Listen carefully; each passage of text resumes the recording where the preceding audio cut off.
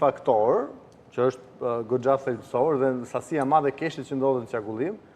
vetëm me fluksin e rritjes së turizmit apo nivelit eksporteve dhe importeve që ne kemi, nuk mund të justifikojmë këtë nivel vlerësimi që brenda një 6 vjeçari të shkojmë nga 140, madje 5 vjeçari, nga 1 euro 140 lekë në 1 euro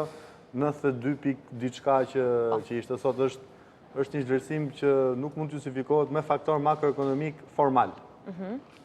Kështu që parë në këtë këndvështrim, thoni ju, janë këto element të cilët kanë ndikuar në këtë situatë aktuale? Unë do thoja faktori determinues është pikërisht pjesa e ekonomisë informale ku brenda fuz dhe korrupsionin, pa që t'jemi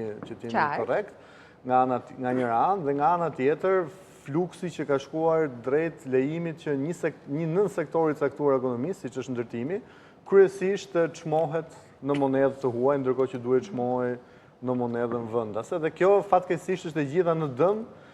të vetmit sektor apo të atyre sektorëve që ne mund të na rrisnin që janë pikërisht eksportet. Ja, ti do ndalem pikërisht tani zë atyre duhet i bëjmë obituarin sepse praktikisht janë pothuajse